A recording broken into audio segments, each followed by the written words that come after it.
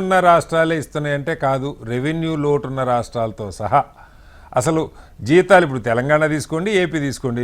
AP కంటే తెలంగాణ ఇంకా అధ్వానమైన పరిస్థితిలో ఉంది ఆర్థికంగా. రెవెన్యూ లోటు ఎప్పుడు చూసినా, మొన్న కూడా బడ్జెట్ పెట్టారు 20,000 కోట్లు 25,000 కోట్లు, కరెక్ట్గా నాకు ఫిగర్ గుర్తులేదు, లక్ష్మణ్ గారు చెప్పాలి. రెవెన్యూ డెఫిసిట్ ఉంటూనే ఉంది.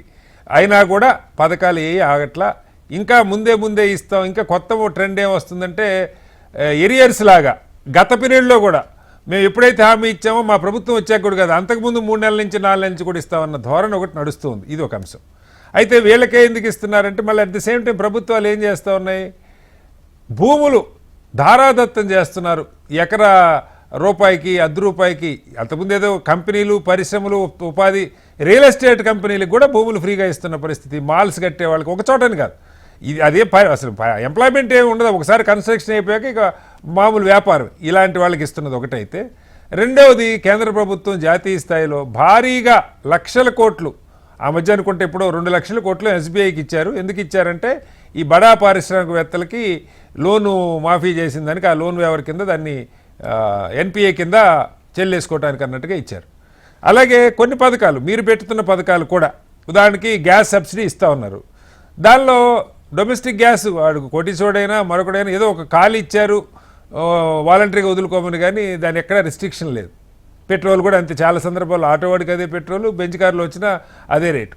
ఇలాంటివి అంటే ఏదైనా అసలు దీని మీద ఒక గీత, సంక్షేమానికి సామాజిక భద్రతకి ప్రజాకర్షణకి జనాన్ని లోబరుచుకోవడానికి ఇచ్చే పథకాలకి ఒక గీత పెట్టడానికి ఏదైనా ఒక ప్రయత్నం జరుగుతుందని ఆశించవచ్చా? Sir good evening sir. మీకు ప్యానెల్లో ఉన్న మిత్రులందరికీ హెచ్ఎంటీ వీక్షకులకి గుడ్ ఈవినింగ్ తెలియజేస్తూ, నిజంగా ఇవాళ సుప్రీంకోర్టు జడ్జిమెంట్ పైన ఒక చక్కటి చర్చను అయితే మీరు ప్రారంభించారు సార్. సంతోషం. ప్యానెల్ కూడా మంచి ప్యానెల్, హ్యాపీ చర్చ జరగాలి సార్. నేను ఇద్దరు మిత్రులు పెద్దలతో ఏకీభవిస్తున్నాను. పెద్దలు లక్ష్మీనారాయణ గారు చెప్పిన విషయం కానీ రియాజ్ గారు, అంటే ఇప్పుడు మన భారతదేశం అనేది వెల్ఫేర్ స్టేట్ సార్. అంటే పేదరికంగా ఉన్నటువంటి దేశం, అంటే ఎస్సీలు, ఎస్టీలు, బీసీలు, మైనారిటీలు, అనేక రంగాల్లో బీపీఎల్ ఉన్నటువంటి దేశం ఇది. వెల్ఫేర్ స్కీమ్స్ అనేది అనివార్యం. సంక్షేమం అనేది, సంక్షేమ రాష్ట్రం, సంక్షేమ దేశం కాబట్టి టు సమ్ ఎక్స్టెంట్ వాళ్ళ అప్లిట్మెంట్ కోసం తప్పనిసరిగా వెల్ఫేర్ పైన ఖర్చు పెట్టాల్సిందే. దాన్ని ఎవరు కాదనలేదు.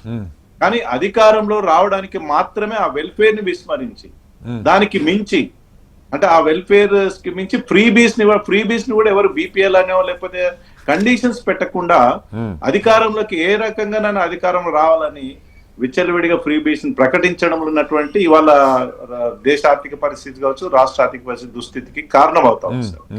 మనం ఒక స్టేట్ విషయానికి వస్తే, మన తెలంగాణ రాష్ట్రానికి గత దశాబ్ద కాలంగా తెలంగాణ అనేది మిగులు రాష్ట్రము, తెలంగాణ అనేది ధనిక రాష్ట్రము. టిల్ టుడే ఇంత క్రైసిస్ లోనూ 7th రిచెస్ట్ ఎకానమీ మన ఇండియాలో మాత్రం. Growth rate, annual growth rate 6 to 7% ఉంటే, 6 to 7% ఉంటే మనది 11 to 12% ఉంది.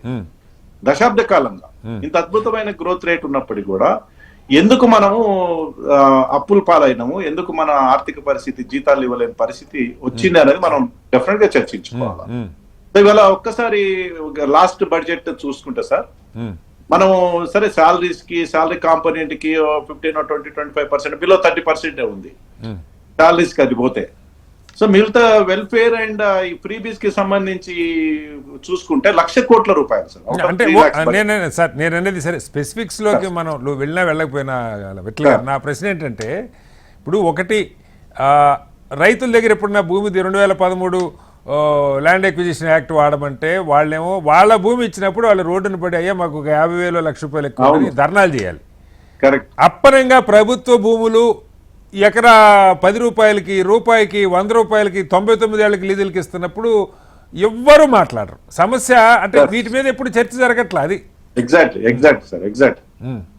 మీరు ల్యాండ్ అక్విజిషన్ యాక్ట్ గత యూపీఏ గవర్నమెంట్ లో కొన్ని చట్టాలు, అద్భుతమైన చట్టాలు వచ్చినాయి. ల్యాండ్ అక్విజిషన్ యాక్ట్ ఎంతో కొంత, అంటే 1:3 కొంతనైనా బెనిఫిట్. దురదృష్టకరం ఏంటంటే మనకున్నటువంటి ల్యాండ్ ని ఇవాళ మనం ఎవరు లీజ్ కి ఇవ్వట్లేదు సార్, అందరు అమ్మేసుకుంటున్నాం. అంటే ప్రైవేట్ ఎవరైతే ఇండస్ట్రీస్ పెట్టే వాళ్ళకు డైరెక్ట్ గా సేల్ డీడే చేస్తున్నాం నామినల్ కన్సిడరేషన్ తోటి. అది కొన్నిసార్లు ₹1 కావచ్చు, ₹100 కావచ్చు ఇవ్వండి. అంటే ప్రజల ఆస్తిని దారాదత్తం చేస్తున్న ఒక సెక్షన్ కి ఎవరికి ఏంటంటే ఇండ్లు కట్టుకోవడానికి వీలైన పరిస్థితి వస్తుంది. సో ఇప్పుడు నేను అదే చెప్తాను, వెల్ఫేర్ స్కీమ్స్ కి అంటే అడ్మినిస్ట్రేటివ్ ఎక్స్పెన్స్ కి, వెల్ఫేర్ స్కీమ్స్ కి ఇంక్లూడింగ్ ఫ్రీ బీస్, తర్వాత డెవలప్మెంట్ క్యాపిటల్ ఎక్స్పెండిచర్ కి ఎక్కడో ఒక గీత ఉండాలి. Okay okay. ఇవాళ స్టేట్ లో క్యాపిటల్ ఎక్స్పెండిచర్ మనం ఎంత పెడుతున్నాం సార్? 12 రూపీస్. 100 రూపీస్ లో 12 రూపాయలు మాత్రమే క్యాపిటల్ ఎక్స్పెండిచర్ పెడతాం. ఫ్రీ బీస్ కి ఇంక వెల్ఫేర్ కలిసి దాదాపు 50%, స్టేట్ రెవెన్యూ చూసుకుంటే 50%, టోటల్ బడ్జెట్ లో చూసుకుంటే 30 to 40%. Okay okay. సాలరీస్ విషయానికి వస్తే ఒక అనదర్ 30%. ఇక మిగతాది ఏం మిగులుతుంది సార్ మనకు?